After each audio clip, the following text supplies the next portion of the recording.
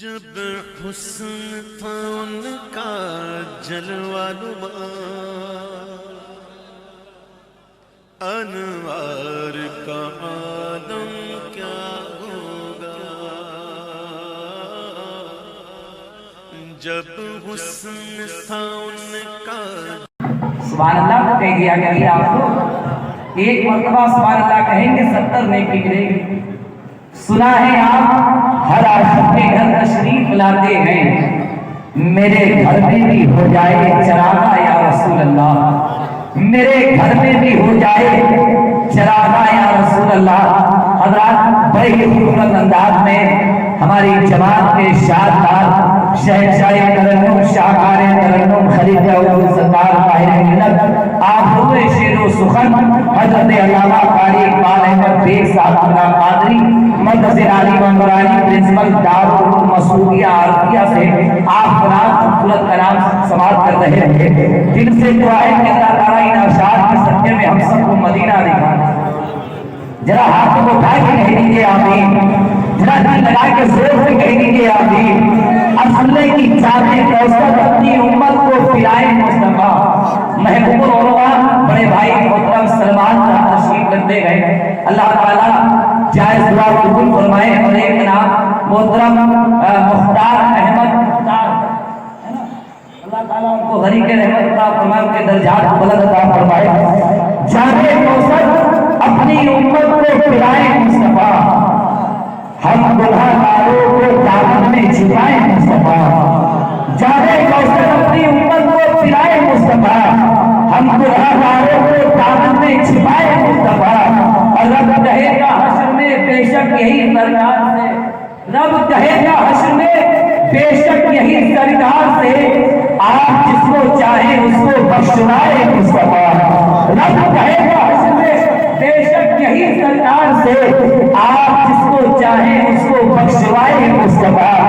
آپ جس کو چاہیں اس کو بخشوائے مصطفیٰ، آپ جس کو چاہیں اس کو بخشوائے مصطفیٰ، بخشوائے مصطفیٰ۔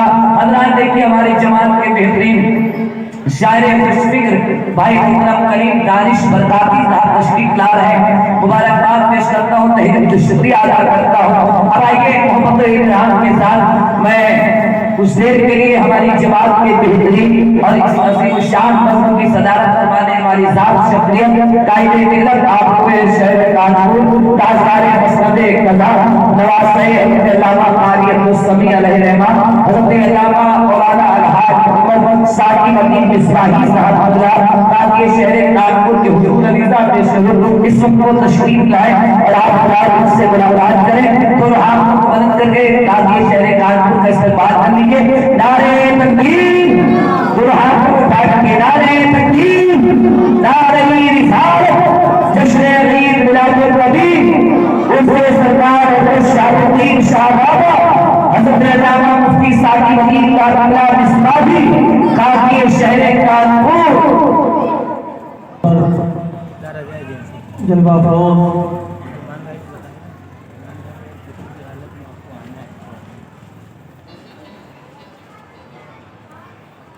مصلح قوم و ملت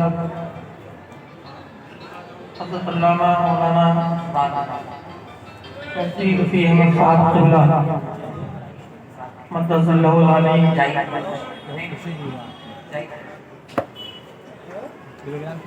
اور قاری خوشیلان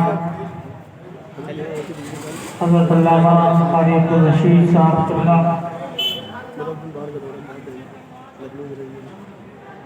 اور حضرت علامہ قاری عبدالرحیم بہرائچی صاحب قبلہ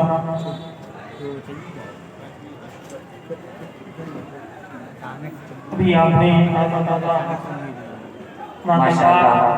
نعرہ تکبیر، نعرہ رسالت، علماء اہل سنت حضرت علامہ مفتی رفیع احمد نظامی مصباحی صاحب قبلہ تازہ ان سے کلام سماعت فرمایا۔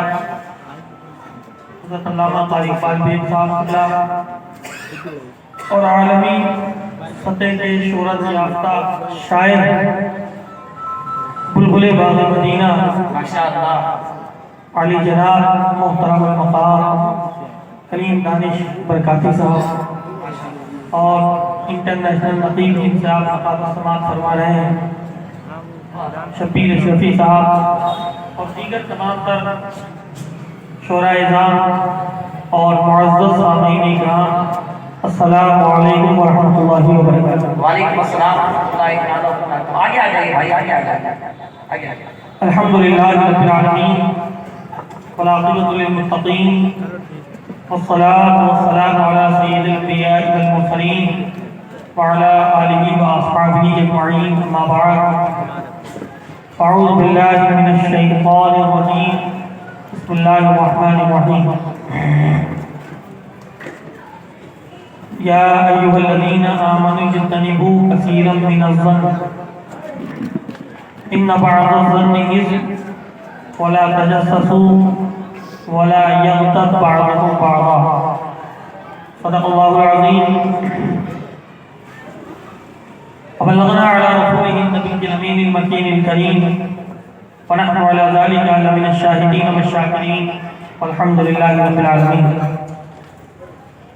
دیکھیے، میں کوئی بہت لمبا بہت بڑا خطیب نہیں ہوں کہ میں آپ کو 2-4 گھنٹے کچھ سناؤں، اس لیے چند لمحے یا چند ساعت کہہ لیجیے کہ میں آپ کے سامنے حاضر ہوں۔ مختصر سے وقت میں مجھے 2-3 جگہ بھی اور جانا ہے۔ بہرحال میں کمیٹی والوں کے حق میں دعا گو ہوں کہ اللہ تعالیٰ ان کے جذبوں کو سلامت رکھے، ان کے حوصلوں کو سلامت رکھے اور خوب ان کے بازوؤں میں طاقت و قوت عطا فرمائے کہ جس سے وہ اور دین کا کام بہتر طریقے سے انجام دے سکیں۔ بہرحال ابھی آپ کو ہمارے بعد بہت ہی آپ کے باہر سے آئے ہوئے مہمان حضرت علامہ مولانا شہادت حسین صاحب قبلہ الہ آباد سے آئے ہیں۔ آپ کو ان کا خطاب سماعت فرمانا ہے اور سمجھ لیجیے کہ وہی تقریر اصل ہے، وہ آپ ان سے خطاب سماعت فرمائیں گے اور بہت ہی ناصحانہ واعظانہ خطاب حضرت کا ہوتا ہے۔ آپ انتظار کریں، وہ جلد ہی آپ کے روبرو ہوں گے اور میں کچھ لمحوں کے لیے آپ کے سامنے حاضر ہوں کہ جس سے عقیدت کی راہوں میں اپنا نام بھی لکھوا سکوں اور کچھ باتیں جو میرے ذہن و دماغ میں گھوم رہی ہیں وہ آپ سب کے سامنے کچھ عرض کر دوں ان باتوں کو، لیکن اس سے قبل اور اس سے بہتر میں مناسب اور ضروری یہ سمجھتا ہوں کہ ہم اور آپ مل کر آقا نامدار، مدینے کے تاجدار، دور و علم کے مالک و مختار جناب احمد مصطفیٰ محمد مصطفیٰ صلی اللہ تعالیٰ علیہ وسلم کی بارگاہ دربار میں ہدیۃ تحفۃ و نذرانہ عقیدت پیش کریں۔ پائیں بابا دے اللہم صلی صلی اللہ علیہ وسلم شفیعنا و صلی اللہ علیہ وسلم وکریمنا و نبینا مولانا محمد وبارک وسلم صلو علیہ صلاۃ و سلام علیہ یا رسول اللہ صلی اللہ علیہ وسلم۔ بالکل خاموشی کے ساتھ چند لمحے سے بعد میری طرف توجہ کریں تو میں سمجھتا ہوں مجھے بھی کچھ بتانے میں اور کچھ آپ کو سنانے میں اچھا محسوس ہو۔ ایک مرتبہ پھر درود پڑھیں نبی اور آل نبی صلی اللہ صلی علیہ سیدنا و شفیعنا و حبیبنا و حبیبنا صلی اللہ علیہ وسلم صلو علیہ صلاۃ و سلام علیہ یا رسول اللہ صلی اللہ تعالیٰ علیہ وسلم۔ اللہ رب العزت نے قرآن مقدس میں ارشاد فرمایا ہے یا ایھا الذین آمنوا اجتنبوا کثیرا من الظن، یعنی اے ایمان والو بدگمانیوں سے بچو، یعنی زیادہ گمان کرنے سے بچو۔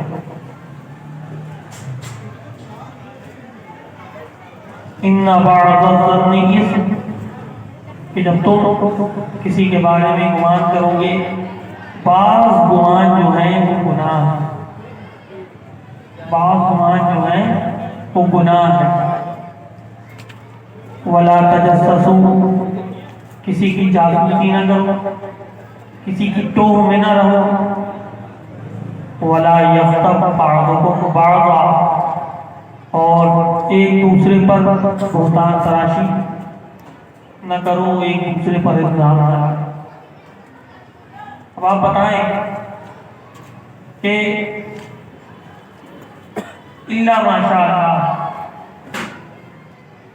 چند ہی لوگ ہیں نا، ہم تو یہ سوچتے ہیں کہ فلاں اگر آ رہا ہے تو فلاں کے بارے میں ہم یہ سوچ لیتے ہیں کہ کہیں نہ کہیں کچھ کر کے آ رہا ہے۔ یہ کیا ہے؟ یہ گمانی تو یہ کیا ہے؟ اگر ہمارا کوئی ملنے والا یا جس سے ہمارا کوئی معاملہ ہو، ہماری بول چال ختم ہو اس سے، اگر وہ کسی تیسرے سے بات کرتا ہے تو ہمارے دماغ میں کیا آتا ہے کہ وہ ہماری برائی کر رہا ہو؟ تو یہ کیا ہے؟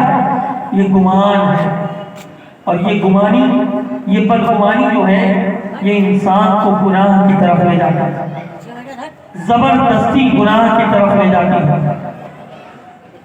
بغیر مارے ہوئے کسی کے، بغیر کچھ کہے کسی کے، صرف ہمارے دل و دماغ میں یہ بات آئی کہ فلاں صاحب ہمارے بارے میں بات کر رہے ہیں، فلاں مارکیٹ سامنے کہیں کوئی چلا گیا، ایک دوسرے کا کوئی نہیں اچھا لگتا، کوئی کسی کو، کوئی سلمان صاحب کے پاس آ گیا، کوئی کسی کے پاس آ گیا، تو ہمارے کچھ جو ہم سے نہیں بولتے ہیں وہ یہ سوچ رہے ہوں گے صاحب کہ میرے بارے میں یہ سوچ رہا ہو، بھائی جا کے میری دکان میں نہیں آیا۔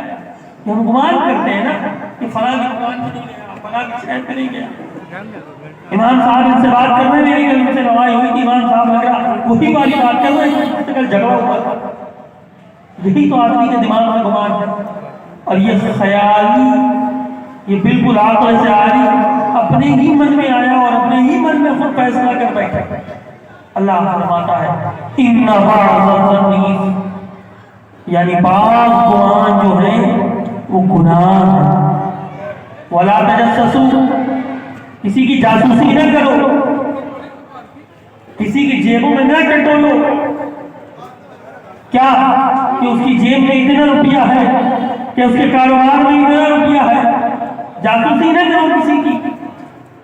فلاں کے بعد بہت دولت ہے، ارے مجھے پتا ہے حرام سے کمائی ہوئی دولت ہے، تم نے تو ایک لمحے میں فیصلہ کر دیا۔ کیوں آپ فیصلہ اتنی جلدی مسلمان کرتا ہے اس کے بارے میں؟ فلاں کے پاس اتنی دولت ہے، فلاں کے بعد مجھے پتا ہے کہاں سے آیا، فلاں نے جھوٹ بول کر کے کمائی ہے۔ ایک لمحے میں، ایک سیکنڈ میں آپ نے کہہ دیا۔ ہو سکتا ہے اس نے راتوں میں جاگ کر کے اپنے رب سے تنہائی میں مانگا ہو سکتا ہے اس نے راتوں میں جاگ کر کے اپنے رب کو اپنے سجدوں میں بنایا ہو۔ اگر آپ نے اس پر یہ تہمت لگا دی تو گناہگار کون ہوا؟ آپ ہوئے کہ وہ؟ ہماری آپ کی زندگیاں ایک دوسرے پر تالو تشریح کی طرح گزر رہی ہیں، ایک دوسرے پر بہتان تراشی کرتے ہیں، کوئی کسی کو دیکھنا پسند نہیں کرتا۔ اگر کسی کے پاس کچھ روپے، کچھ پیسے آ گئے، آپ کے پاس نہیں ہے، لیکن آپ کا کام ہے کہ آپ ہر حال میں اپنے رب کا شکر ادا کریں، اس کا شکر ادا کریں، آپ شکر کرنے والے بن جائیں گے، اللہ آپ کو خزانہ غیب سے بے پناہ دولت عطا فرمائے گا۔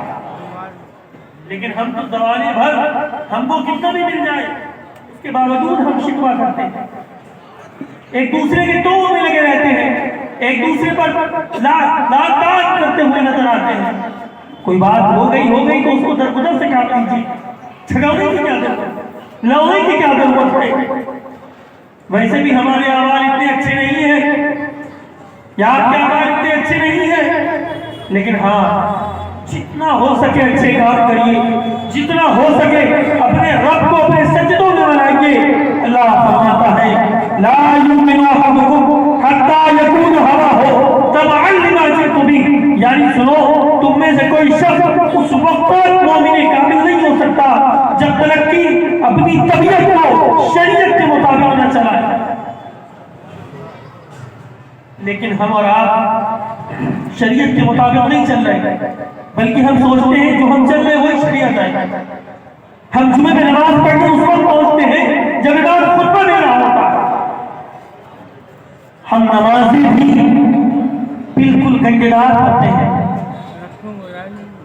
सुबह की नमाज में आप जाए किसी भी मस्जिद में, देर तक बहुत से बहुत हो गई, 2 शख्सियाबाद मस्जिद हो, चाहे कोई सी भी मस्जिद हो, कहीं कहीं तो ऐसा लगता है कि 3 ही नमाजी है। क्यों? आपका काम तो मस्जिद आबाद करने का, चाहे वो ज़ोहर में हो, चाहे वो इशा में हो, चाहे वो असर में हो, चाहे वो मगरिब में हो, चाहे वो फजर में हो। जब आप अपने रब को अपने सजदों में बना लेंगे, उस वक्त अल्लाह ताला अपने बंदों पर फजल और करम की बारिशें भी अता फरमाएगा और उसके गुनाहों को माफ फरमाएगा। लेकिन हमने खुदा लगाई है चमन में अपने बेसबब गर्दिशे अय्याम को इल्जाम न दो, बेसबब गर्दिशे अय्याम को इल्जाम न दो। सच है, हमने तो खुद अपने घर में आग लगा रखी है। नमाज हम नहीं पढ़ते, कुरान हम नहीं पढ़ते, कुरान हम नहीं पढ़ते, एक दूसरे पर तारो तशरीह के हमेशा अपनी जबान से तारो तशरीह के अल्फाज निकालते रहते हैं, जासूसी किया करते हैं कि उसके पास क्या है, एक दूसरे के बारे में गुमान करते रहते हैं कि ये ऐसा होगा, ये वैसा होगा। अगर हमने इन कामों को छोड़ करके अपने रब को अपने सजदों में बनाया होता तो सुनो, हमसे रब भी राजी हो गया होता, हमारे आवाज भी कबूल हो गए।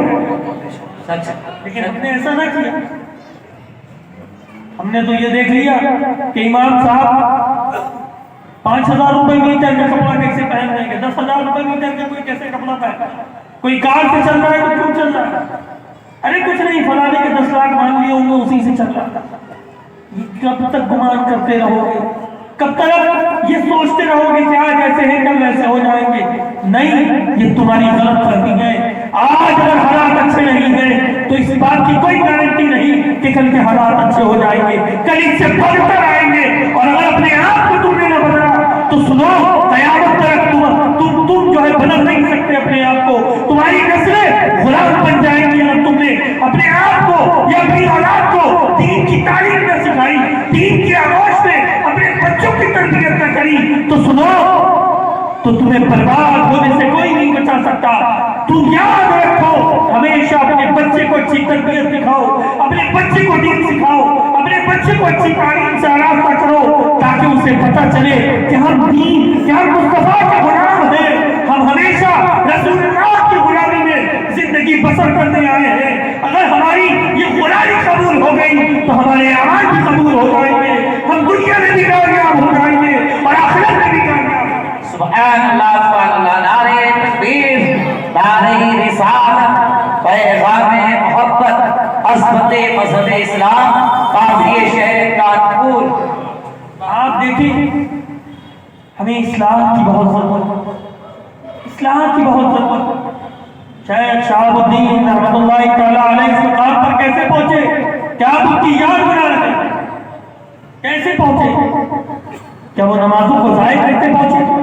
क्या वो झूठ बोल करके इस मकाम पर पहुंचे? क्या वो दूसरों की ग़ीबत करते हुए इस मकाम पर पहुंचे? क्या वो एक दूसरे पर तारो तशनीह करते हुए इस मकाम पर पहुंचे? क्या वो किसी की जासूसी करते हुए इस मकाम पर पहुंचे? नहीं, बल्कि वो इस मकाम पर इसलिए पहुंचे कि वो हमेशा अपने रब की बारगाह में सर्वसुरूर रखते थे और रब की और रसूलुल्लाह की इताअत में पूरी जिंदगी गुजारते हुए नजर आए और रसूलुल्लाह के दीन को, इस्लाम के पैगाम को, दीन के पैगाम को हमेशा बुलंद करते हुए नजर आए और दावत इल्लाह की तरफ अपनी जिंदगी गुजारती कि अल्लाह ने उनको दुनिया में भी कामयाबी अता फरमा दी और आखिरत में भी वो कामयाब। सुभान अल्लाह, सुभान अल्लाह, सुभान अल्लाह। लेकिन हम कामयाबी की तरफ नहीं जाना चाहते। हम जो है दूसरों में ऐब निकालते हुए जिंदगी गुजारना चाहते हैं। कतई नहीं हो सकता, कभी नहीं हो सकता। आप अपने अमाल के जिम्मेदार دار ہے۔ اللہ کے حبیب پیغمبر اعظم صلی اللہ علیہ وسلم ارشاد فرماتے ہیں، آپ دیکھیں کس قدر کریم ہے میرا رب اپنے بندوں پر، کس قدر رحیم ہے میرا رب اپنے بندوں پر۔ آج بہت دن سے تقریباً 1 ہفتہ ہو گیا میرے گلے میں کافی تکلیف ہے، میں بول نہیں پا رہا، لیکن کوشش کرتا ہوں کہ جو کچھ میسر ہو وہ آپ کے حوالے ہو جائے۔ پیغمبر اعظم صلی اللہ علیہ وسلم کی زندگی آپ دیکھیں،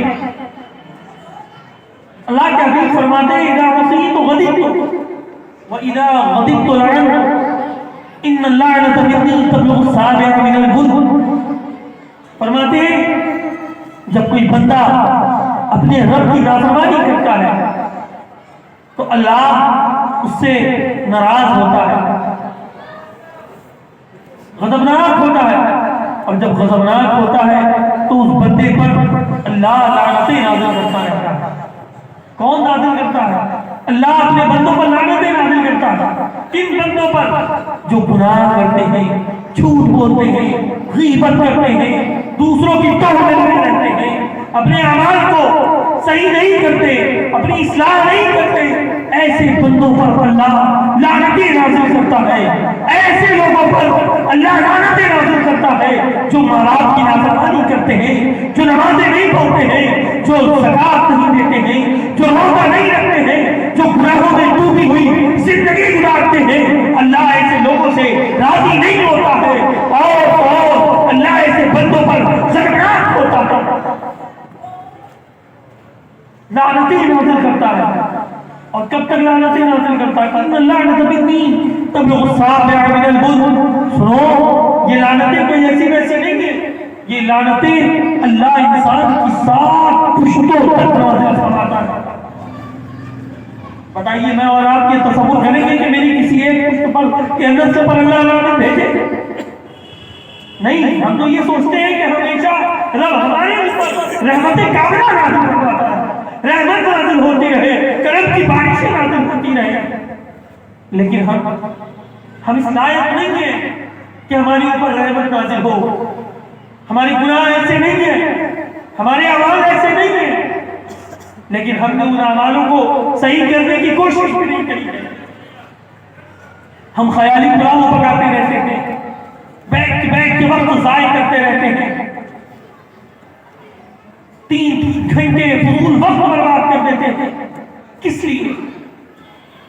یہ گزرے ہوئے وقت یہ تمہاری زندگی میں رونق نہیں لائیں گے، یہ گزرے ہوئے وقت تمہاری زندگی میں پھیرا لائیں گے۔ اگر تم نے ان کو برباد کر دیا اور اگر ان وقتوں کی تم نے قدر کر لی تو یہ زندگی میں تمہارا وقت جو ہے یہ بے پناہ خوشیاں بھی عطا کرے گا۔ اللہ لعنت نازل کرتا ہے، 7 پشتوں تک لعنت نازل کرتا ہے۔ اللہ نے لائن کھینچ دی کہ تم گناہ کرو گے تو تمہارے لیے اتنی ہے، لیکن محبوب کے پاس صحابہ نے پوچھا کہ میرے صاحب یا رسول اللہ، فرماتے ہیں کہ حدیث کا دوسرا روپ دیکھیے، جب کوئی بندہ اپنے رب سے جب کوئی بندہ اپنے رب کو راضی کر لیتا ہے یا اللہ اپنے بندے سے راضی ہو جاتا ہے تو دیکھیے رب کس قدر مہربان ہے اپنے بندوں پر، کیا کہتا ہے اذا رضیت بارکت۔ سنو، جب انسان گناہ چھوڑ دیتا ہے، بدکاری چھوڑ دیتا ہے، جھوٹ چھوڑ دیتا ہے، غیبت چھوڑ دیتا ہے، ماں باپ کی فرما برداری کرنے لگتا ہے، نمازیں ادا کرنے لگتا ہے، گناہوں سے بچ کر کے اپنی زندگی گزارنے لگتا ہے اور اللہ کے دین کی تبلیغ میں شب روز لگا رہتا ہے اور نمازیں پابندی سے ادا کرتا ہے تو اللہ فرماتا ہے اذا رضیت بارکت، تو سنو میں ایسے بندوں سے راضی ہو جاتا ہوں اور اس کی زندگی میں بے پناہ برکتیں نازل فرماتا ہوں۔ سبحان اللہ، سبحان اللہ، سبحان اللہ، کیا فرما دیتا ہوں؟ بے پناہ برکتیں نازل فرما دیتا ہوں۔ لیکن اس میں کہیں یہ نہیں لکھا نا کہ 14 پشتوں تک برکتیں نازل کروں گا، کہ 10 پشتوں تک برکتیں نازل کروں گا، یا 20 پشتوں تک برکتیں نازل کروں گا، یا 40 پشتوں تک برکتیں نازل کروں گا۔ نہیں، اس میں نہیں لکھا، اس میں لکھا ہے وَلَيْسَ لِبَرْكَةٍ نِّهَایَةٌ۔ سنو، جب تم اپنے رب کو راضی کر دو گے اور رب تم سے راضی ہو جائے گا تو سنو اس برکت کی کوئی انتہا نہ رہے گی. اگر قیامت تک تمہاری نسلیں زندہ ہیں تو اللہ قیامت تک نسلوں میں بے پناہ برکتیں نازل فرما دے. سبحان اللہ سبحان اللہ بے پناہ برکتیں نازل فرما دے. ماشاء اللہ ماشاء اللہ.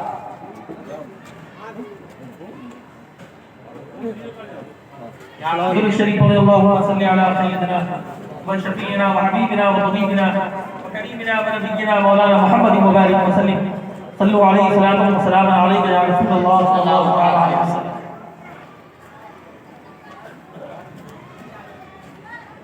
کیا فرماتا ہے اللہ؟ کن لوگوں کی زندگیوں میں برکتیں نازل فرماتا ہے کہ اللہ قیامت تک جن سے راضی ہو گیا ان کی زندگیوں میں بے پناہ برکتیں نازل فرمانے. اور یہ سوچنا ہمیں اور آپ کو ہے کہ ہم برکت والی زندگی گزاریں کہ گناہگاروں والی زندگی گزاریں کہ بے برکتی والی زندگی گزاریں. مجھے کہیں اور جگہ بھی جانا ہے, 2-3 جگہ اور. بہرحال میں اس حدیث کے بعد اپنی گفتگو ختم کرتا ہوں اور اللہ سے دعا کرتا ہوں کہ اللہ تعالیٰ ہم سب لوگوں پر فضل و کرم کی بارشیں عطا فرمائے. اور آپ کو ایک تنبیہ کر دیتا ہوں کہ آپ اپنے آپ کو صحیح کر لو, اپنے بچوں کی صحیح پرورش کرو, اپنے بچوں کو صحیح تعلیم دو, ان کو گمراہ نہ کرو, ان کو جھوٹ نہ سکھاؤ, ان کو غیبت نہ سکھاؤ, ان کو بربادی کی طرف نہ لے کر کے جاؤ, بلکہ ان کو دینی اور دنیاوی دونوں تعلیم سے آراستہ کرو. اور سنو, تعلیم ہے, تعلیم حاصل کراؤ اور اچھی تعلیم سے وابستہ کرو. اور جب کبھی کسی کے پاس جاؤ تو سنو, باادب ہو کر کے بیٹھو, مؤدب ہو کر کے بیٹھو, چاہے وہ ماں باپ ہو, چاہے وہ بڑے ہو, چاہے وہ چچا ہو, چاہے وہ کوئی بھی ہو. اگر عمر میں آپ سے بڑا ہے تو آپ اس کا ادب کریں, اس لیے ادب ہی اپنے دین کا وقار ہوتا ہے. ادب ہمیشہ کیا کرو. اور یہ مت سوچو کہ آج حالات ایسے ہیں کل اچھے ہو جائیں گے, ارے آج یہ گڑبڑ ہے کل صحیح ہو جائیں گے. کچھ نہیں, اس سے برے آ جائیں گے. تم یہی کرتے کرتے زندگی گزار دو گے, پتہ چلا تم نے کیا کچھ نہیں اور ایسے ہی بے آبرو ہو کر کے دنیا سے گئے. ہمیشہ اچھے کام کرنے والے بنو, اچھی تعلیم, اچھی سوچ, اچھی فکر والے بنو. اور سنو, اگر تمہیں مقام حاصل کرنا ہے نا تو ہمیشہ اپنے اخلاق کو بلند رکھو, اپنے اخلاق کو بلند رکھو. اگر تمہارے پاس اخلاق نہیں ہے تو سنو, تمہیں کبھی اللہ مقام نہیں عطا کر سکتا. تم زندگی میں شہرت یافتہ تو ہو جاؤ گے, مشہور ہو جاؤ گے, لیکن ہمیشہ جو زندہ رہتے ہیں, جن کے اخلاق بلند ہوتے ہیں, وہی ہمیشہ زندہ رہتے ہیں. اپنے اخلاق سے پہچان کراؤ, اپنے کردار کو اچھا کرو. اگر تمہیں کسی کی بات نہیں پسند ہے تو خاموش رہو, اس کی برائی نہ کرو, درگزر سے کام کرو. اللہ کے رسول نے پوری 53 سال کی زندگی گزار دی لوگوں کو معاف کرتے کرتے.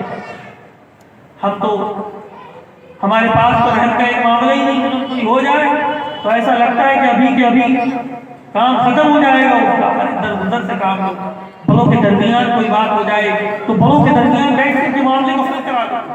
کیوں بے بدنامی کراتے ہو, کیوں کسی کی آبرو سے کھیلتے ہو؟ اس لیے اپنی عزت اپنے ہاتھ, اچھے کام کرنے والے بن جاؤ.